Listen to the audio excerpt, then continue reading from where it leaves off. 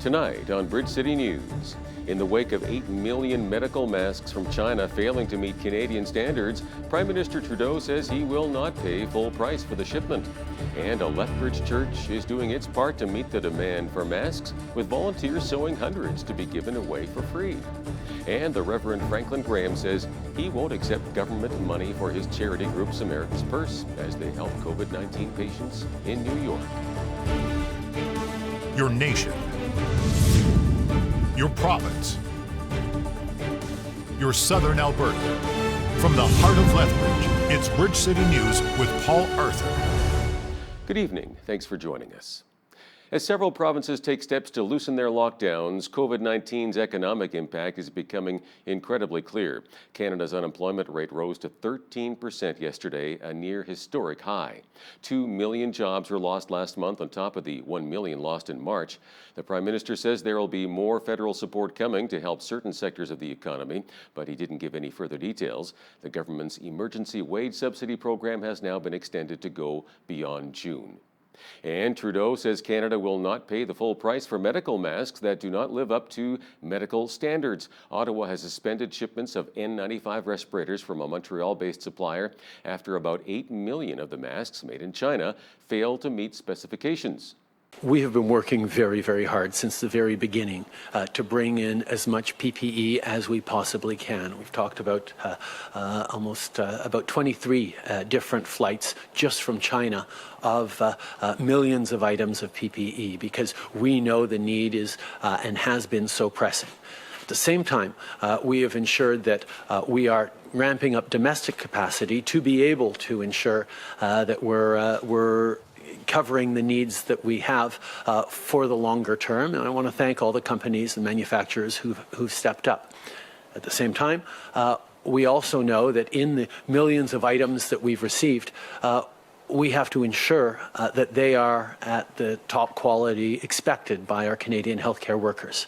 And the withholding or the suspending of shipments from this particular supplier is proof that our system works. We are testing all those masks, all those items before they reach our healthcare workers because we will not compromise on the safety and protection for our healthcare workers. Right now, we're in discussions with the supplier because we will not be burdened with masks that do not fit our stringent requirements. There are discussions ongoing with them about whether there are alternative uses for these masks, but we will not be paying for masks that do not hit the standards that we expect to give to our frontline workers. And with a short supply of masks, one Lethbridge church has stepped up to the plate to sew 1,000 masks for frontline workers, truckers, and for community members. Volunteers at Westside Community Church were kept busy this afternoon, handing out free, reusable masks. Our church family was very sad when we heard about COVID and that we couldn't meet together. And we had a lot of things planned. We usually do a big Canada Day breakfast, and we do a kids camp, and we were thinking, what can we do to serve our community during this time? And so some of the ladies said, hey, we should make some masks. So we got online and we did some research and we decided to make the Olsen masks, and we started a month ago, and we had about 15 ladies sewing, and we've made close to 1,000 masks, and we've been giving them out to people in our community. So another thing our church is doing is we have a church pantry, and we have families in our neighborhoods and friends and neighbors that have just been struggling, and so we've been giving out food hampers as well. Faulkner says the response from the community has been great, with hundreds of masks being distributed today. A 50-year-old man is dead, and another has been airlifted to hospital in critical condition after a pickup and a CP freight train crashed near Brooks, Alberta. The incident took place yesterday morning at the railway crossing of Highway 1A and Range Road 14-3 east of Brooks. Both occupants of the truck were from Lethbridge. No one on the train was hurt. Police and CP Rail are investigating the circumstances of the crash. Quebec's Public Health Institute has released new projections showing COVID-19 deaths could rise to 150 per day by July in the Greater Montreal area if physical distancing measures are lifted. Public Health Director Dr. Horacio Arruda announced the launch of a massive testing effort for the epicenter of Canada's coronavirus pandemic. It's an approach that will enable us to better measure community transmission and protect the population. We are currently providing around 10,000 tests each day, and we want to go in the next days to reach the target of 14,000 tests on a daily basis. This means that soon we will do 100,000 tests that will be performed each week. This massive screening effort is very important to the context of lifting lockdowns, which has already begun. In every region, the strategy could be different. The settings could be different. We have centers for testing that are in different neighborhoods, but what we've added with the collaboration of STM and Ville de Montréal are mobile units that are going to go in different neighborhoods to where we know we have an increased number of cases of COVID-19 and sustained community transmission. Also, we're going in neighborhoods where we know that we have specific barriers to access to testing that can be language, certain cultural communities, or transportation. The City of Vancouver is offering space for what it calls micro-weddings. Now that large gatherings have been cancelled or postponed, it's making space available for up to a total of 10 people on a plaza adjacent to City Hall. The city says bookings can be made online, with June 19th as the first available date for a ceremony. And south of the border, some U.S. couples with dashed wedding plans have been tying the knot on front lawns instead. Ryan, repeat after me.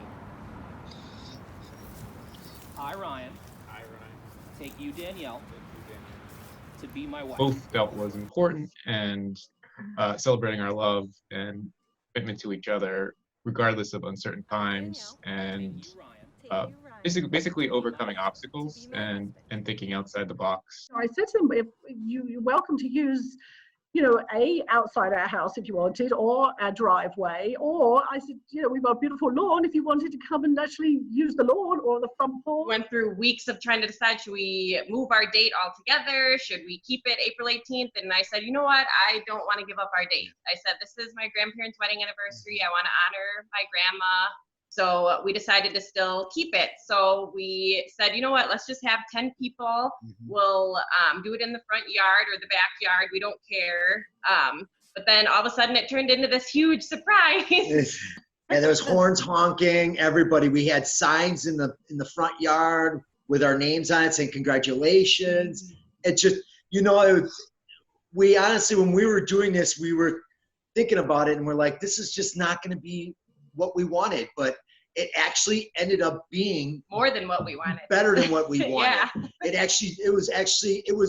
It really touched our hearts, both of us, seeing everybody, the family there, everybody just coming together with everything that's going on in this world. It was more than what we asked for. I mean, it's one of those things that we'll never forget. And I think the fact that it is such a unique situation makes it even more special. Canada is backing an American-led move to grant Taiwan observer status at the World Health Organization. Taiwan has had early success in containing COVID-19, and Foreign Affairs Minister François-Philippe Champagne says the government feels Taiwan's role as a non-state observer at the meeting is important to the global fight against the pandemic. But the situation is politically sensitive because China considers Taiwan a breakaway province and views any overture of support as meddling in its internal affairs.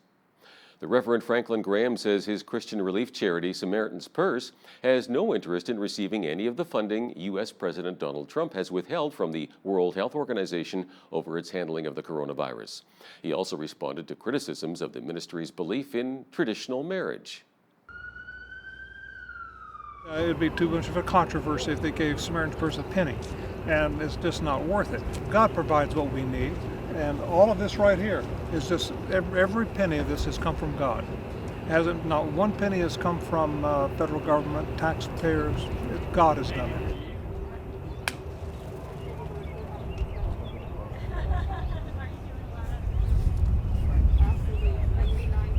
I wouldn't say that our faith stands in the way of giving good health care, I would say it's our whole motivation for doing it.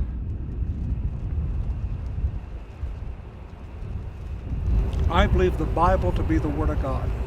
I believe it to be true. And I believe marriage is between a man and a woman. That's what the Bible teaches, and that's what I believe.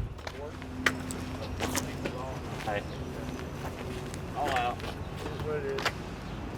And so all of our staff, we want people that believe the same. We want to be united in what we say and what we do. And the mission that we carry out, we want all men and women to be of the same mind as we move forward. Recapping one of our top news stories, the Lethbridge Westside Community Church was lending a helping hand today, distributing hundreds of free hand-sewn masks to our community. And a look at weekend weather, increasing cloudiness tonight, and we'll dip down to a low of +3. For Mother's Day tomorrow, mainly cloudy with a high of 11. Alberta's energy industry is in an ongoing tailspin. Will the recent federal government aid package be anywhere near enough to make a difference? We're joined by energy analyst David Yeager to get the facts. That interview is straight ahead.